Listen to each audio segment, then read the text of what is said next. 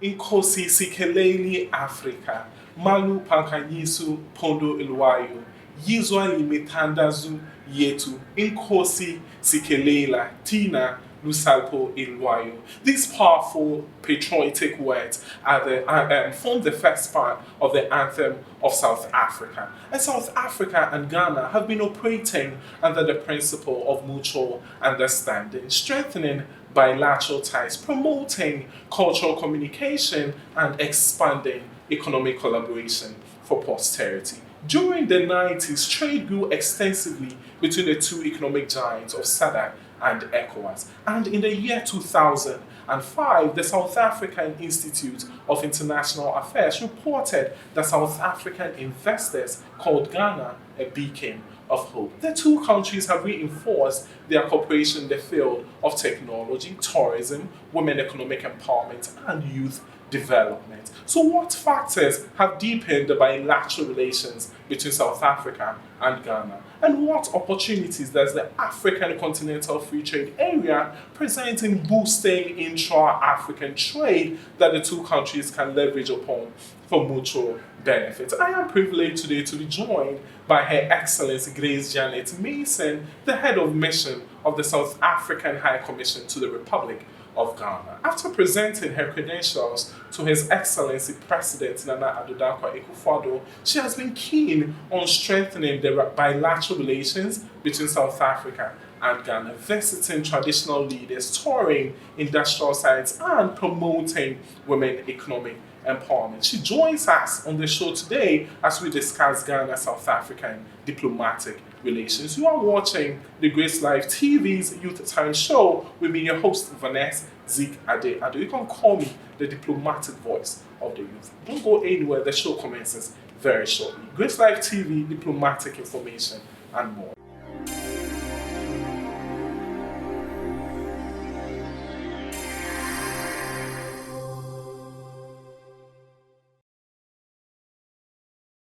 So ladies and gentlemen, you are welcome to the Youth Time Show. Today, like I said initially, during the back, it is a Grace affair because we are here with Her Excellency Grace Jeanet Mason on Grace Live TV's Youth Time Show. Your Excellency, you are most welcome to today's show. Siyabonga Kakulu.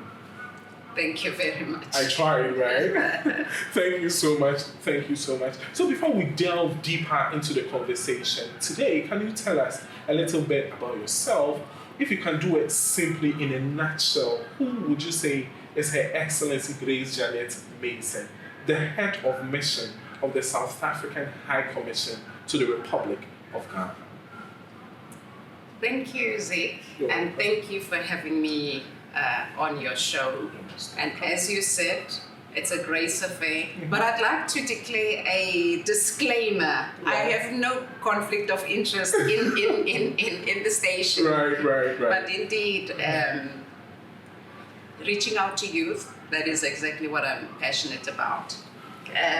Zeke, Nkosi Sikelele 𝐿-Afrika, very powerful national anthem.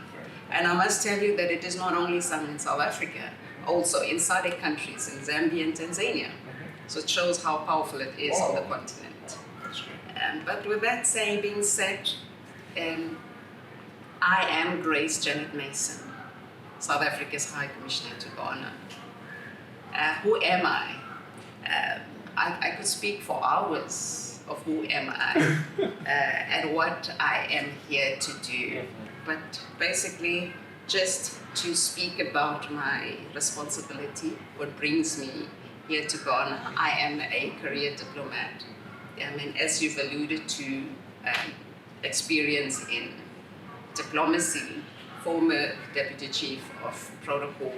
I've done protocol for over 20 years of my career. And protocol is, in essence, the application of diplomacy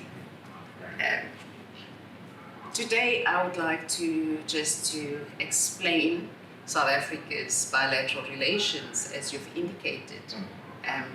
My responsibility here in Ghana, basically to promote South Africa, to strengthen the bilateral relations between South Africa and Ghana, to promote South Africa, South Africa's foreign policy imperatives, South Africa's national interest, which is premised on our geopolitical diplomacy in South Africa, which is our domestic politics, which is also then informed by our national development plan for South Africa.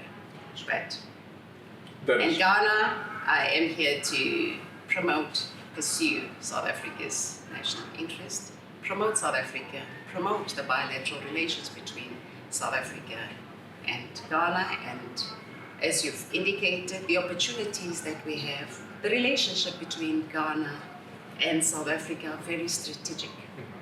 They date back to pre-independence in South Africa. And I must tell you, my lecturer, Dr. 𝐀𝐟𝐫𝐢𝐜𝐚 at the Kofi Annan Institute had said to me last week, when you speak about relations and when you speak about your foreign policy, you should speak about empirical research and give details of this relationship, where it started. Former President Nelson Mandela undertook a visit to Ghana in 1962. That was called then a clandestine visit, of course, during apartheid, to come and rally support for South Africa. And support was received from South Africa. When he came out of prison in 1991, Mandela undertook a visit. The first visit he took was to Ghana, to pay a visit to former President Rawlings. And every other year, there has been visits between South Africa and Ghana, strengthening our relations. In 1996, post our independence, the first diplomatic mission in South Africa that was opened was the Ghana High Commission in South Africa in Pretoria. And that symbolizes yet the relations between our two nations. 2010, we do know the World Cup. I won't say which country beat which country. Absolutely. Right. I won't speak about soccer, but about our relationship between South Africa and Ghana. And you had, in 2007, former President Mbeki undertook a visit to Ghana as well. And he also, to date, has a very good relationship with former President Kufuor, because those are the relations that were built during the time of former President Kufuor's chairmanship of the AU, and of course former President Mbeki during the NAPAD, and all of those negotiations and all of the successes that can be attributed to our leaders then. In 2011, former President Atta Mills also undertook a state visit to South Africa, and that was then reciprocated by former President Kgalema Motlanthe, who undertook a similar visit to Ghana in 2012.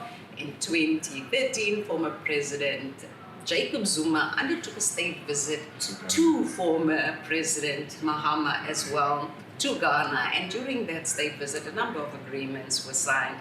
And fast forward to that, President Ramaphosa, his inauguration into office, the first state visit, incoming state visit, was President Nana Dankwa Akufo-Addo to South Africa, and this was in 2018. President Ramaphosa reciprocated a working visit to Ghana in 2019. which culminated in the inaugural session of the Binational Commission and a state visit that was held in December of last year, 2021. So that signifies the relationship between South Africa and Ghana. And during the state visit in 2021, at the beginning of December, a number of agreements were entered into by our two nations. And as you know, a binational commission means that our two leaders will meet every 2 years.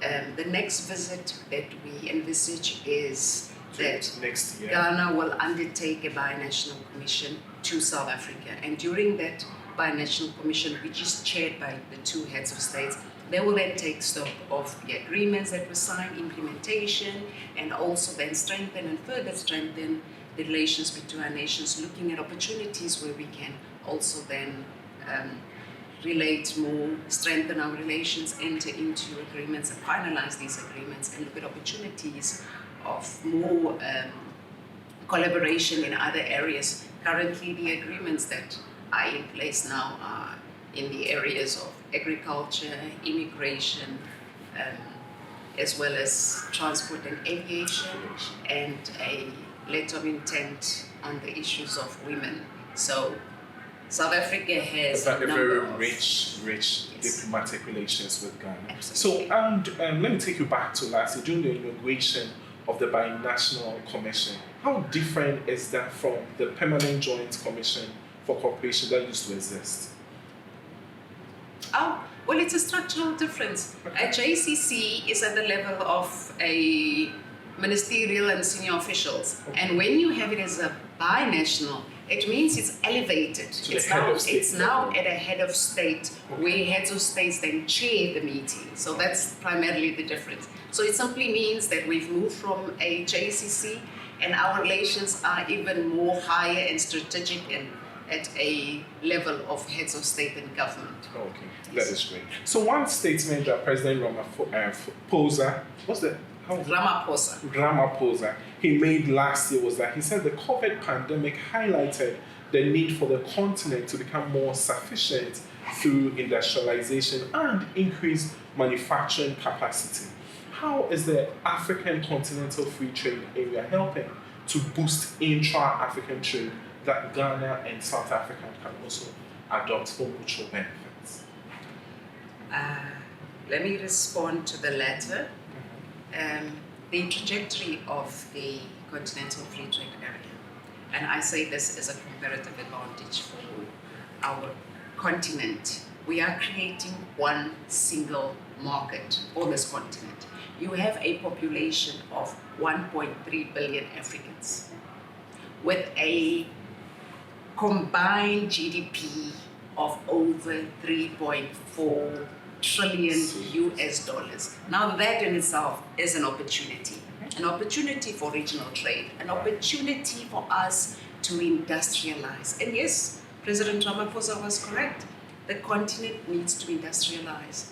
And I would also then just speak to you on the projects and the initiatives and the investments that South Africa and Ghana has, and the trade relations between Ghana and South Africa. But to take you back to the pandemic, South Africa in particular, and I will speak for South Africa, was hard hit by the COVID pandemic.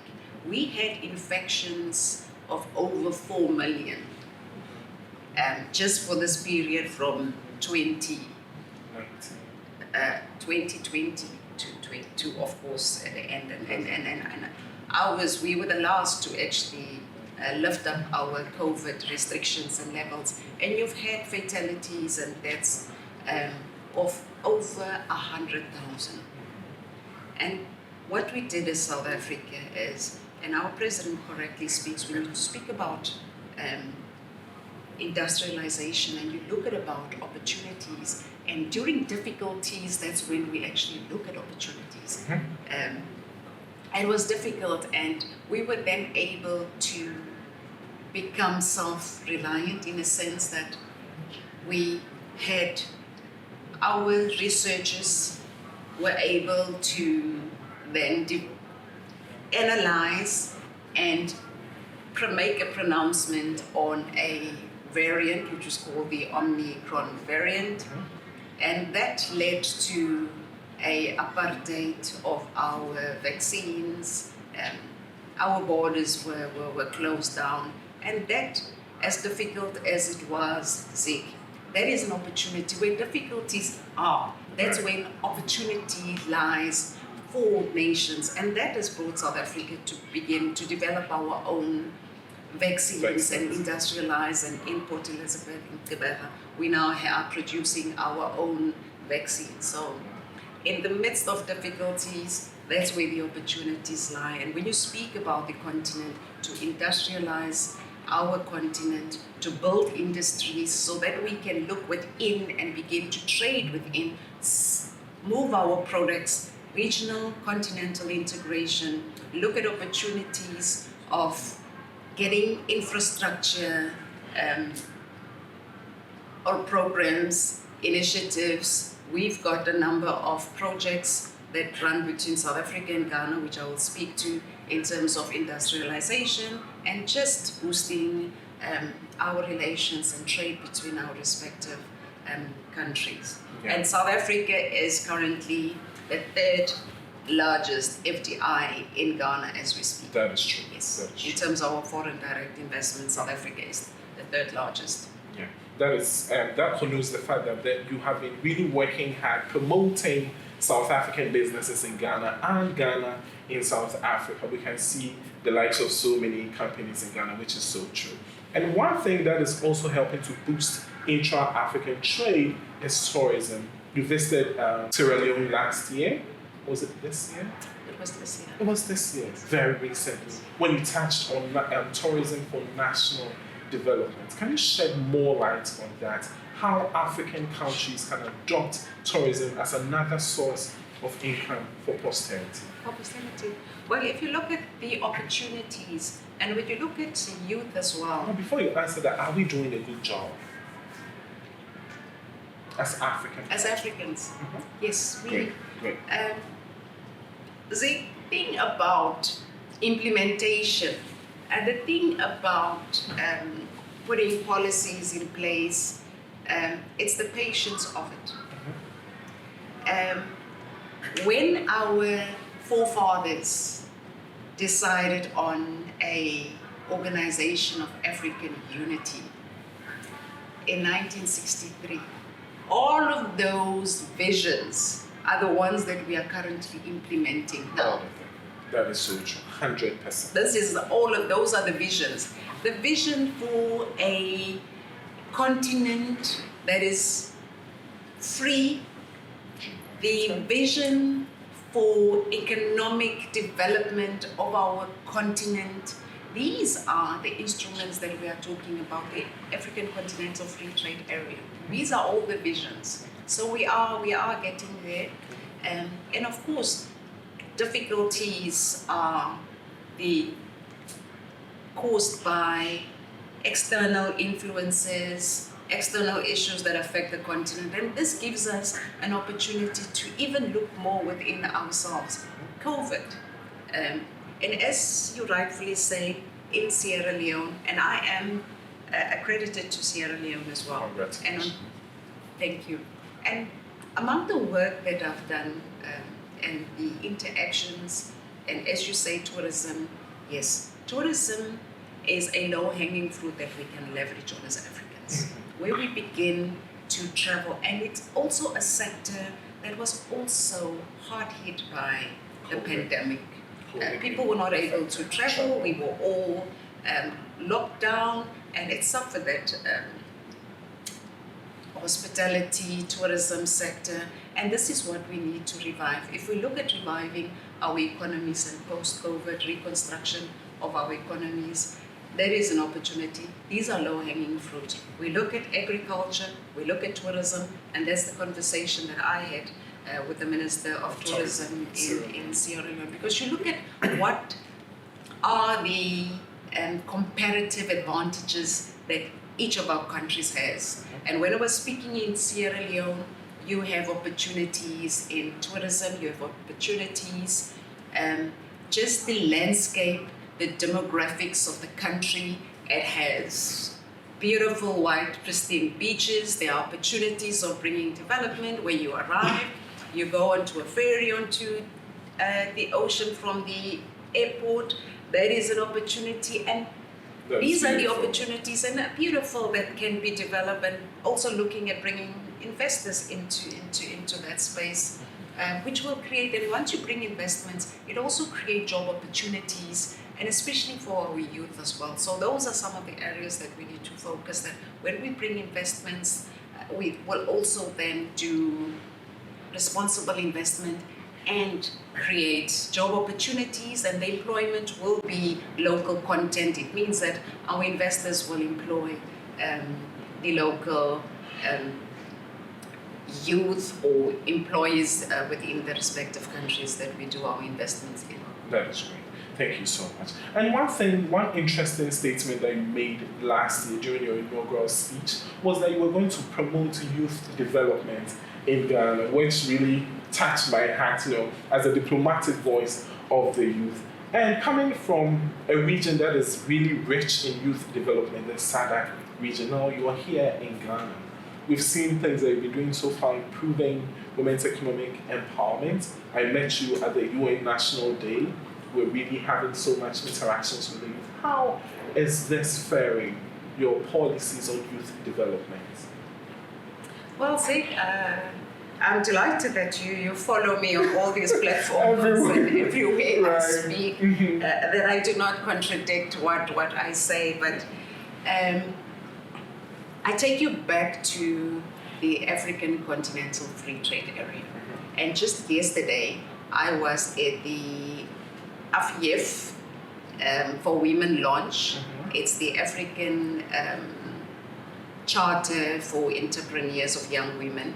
And I launched that yesterday. And that primarily speaks to youth and women. And you do know that there will be a protocol that will be signed, finalized, specifically looking at women and youth in trade.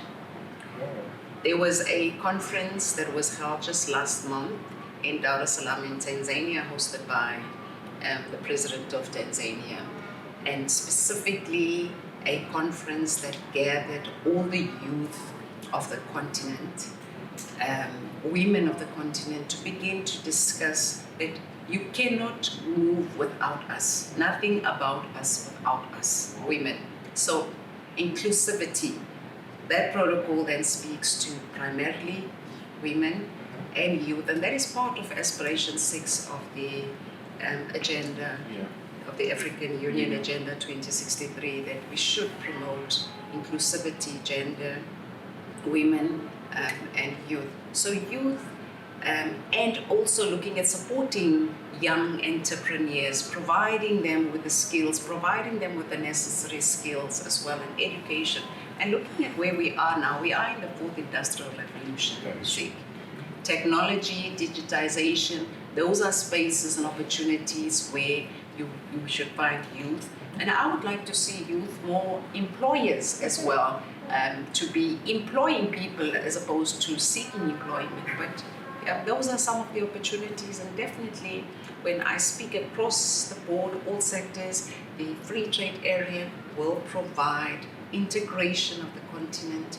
We will be able to move our products throughout the continent without restrictions. Without any restrictions. With all these barriers, that we be able to use the opportunities, and also looking at the instruments that currently were launched as well, the Pan-African payment settlement system, where we can also trade in our respective currencies without having to go through third-party currencies as well. So those are part of the opportunities. It will provide for youth. And when you speak about women, you have about 60% of women that are cross-border traders on this continent. That also contributes to 60% of the gross domestic product of the continent. So those are opportunities, and those are opportunities where the free trade area will provide, because it will provide security as well, most of our women that are at the borders also are very vulnerable and susceptible to all sorts of abuses and become very vulnerable. So there will be support, there will be education as well. And also, when we speak education and understanding who we're trading with and where we're trading with, that we are, in essence, one people. That when you move from Volta region, you are in Togo. We speak the same languages. From South Africa, when you move from Rustenburg to Botswana, 𝐾𝐿. We share the same dialect, same people. So let's begin to move our products across our borders and trade within each other. Wow. This is an opportunity for this continent. The opportunities that exist between our two nations, and I want you to take you to cultural diplomacy, where we have so much opportunities, not only trading amongst ourselves, but trading in our goods, knowing that we have proudly South African fabrics, proudly Ghanaian fabrics that we can exchange with, that we can even use for creative design. We've got a lot of designers on the continent. Let's begin to patronize our own products that's proudly African, proudly South African, proudly Ghanaian. And we are already, absolutely, this captain that you are wearing now, between South Africa and Ghana, music. And this is where you find youth. This is where you get to then look at the opportunities of encouraging our young people in music. Just last week on Sunday, we had AfCFTA that was in South Africa, where we had Ghanaian performers, Stonebwoy and others that were performing in South Africa. AfCFTA will also be bringing South African artists in December to come and perform in Ghana for AfCFTA. We also have the Afro Nations, where we begin to see more South Africa, Ghana in the music industry, in the creative arts design and creative designs, and those are opportunities where we get South Africans, and also to get more Ghanaians also coming to South Africa to be part of showbiz, to participate and collaborate in the movie industry as well. So there are a lot of opportunities that we can look at and leverage on and see for our youth. That is so great. I think you should be the diplomat in charge of the AfCFTA.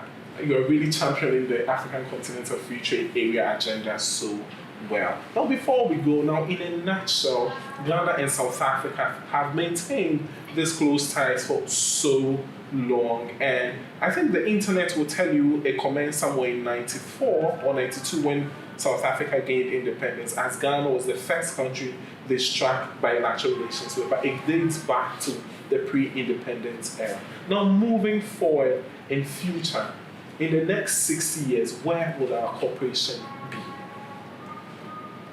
If you should be there, what would you like to see between South Africa and Ghana? The next, I hope I'm still there for Agenda 2063. When it's we should be there to see it. I will say that I was part of it. I was here. I walked the journey. But I'm saying these are opportunities that this continent is rising. Notwithstanding all other geopolitics, our continent is rising, and the opportunities that we have, and it's forcing us to look within, to be self-reliant, but we continue to trade, we continue to have relations with other nations. And then I say for South Africa, and part of our foreign policy imperatives are that we, at the apex of our agenda is South-South cooperation. That is. South Africa also would continue, and we have relationships with other nations, and we refer to that as our relationship with the global north. Multilateralism as well. South Africa is part of multilateral forums and institutions. We are in the United Nations. Of course, we are part of G20. We are part of the BRICS nations as well. So we continue to collaborate. We continue to trade with other nations as well, �𝐸𝐶. But at the apex of our agenda is the African agenda. Great. South-South cooperation. Yes. Great. That is so great. So thank you so much, Your Excellency. This is where time permits us. But before we leave, finally, this is your camera. This is where every youth in the world, not only African youth, this is where they are watching. What words of advice you have for us, people who aspire to sit in your stead today, championing women economic empowerment, African Continental Free Trade Area, diplomacy? What words of advice you have for us? The words of advice that I can give to youth is to say to them where I sit today as an envoy for my country, 𝐸𝐶, is let us continue to be voices for our continent, for Africa. Everything that we do, we'll do for our continent. The opportunities are there. Let's begin to trade amongst each other. Let's begin to create all of these things that we seek within Africa. Let's create greatness in Africa. I would like to see the youth, because our youth are very creative, 𝐸𝐶. They are innovators, they are creators, that we find your Silicon Valleys in Africa. They would be the ones that will be industrializing this continent. All we do is we are setting and creating an enabling environment for the youth, because they are the future leaders. What we do is creating an enabling environment for them. So industrialize. So these are the youth that have all the potential, and this is the leverage and power that we have in our human capital, and that is the young people of our continent. Where you have a population of 1.3 billion Africans, and almost 70% are youth below the ages of 24 𝐸𝐶. That is an opportunity. So let us work together, let us create the Africa that we want. It is our Africa, let us create it, let us develop it, let us industrialize it. Siyabonga kakhulu.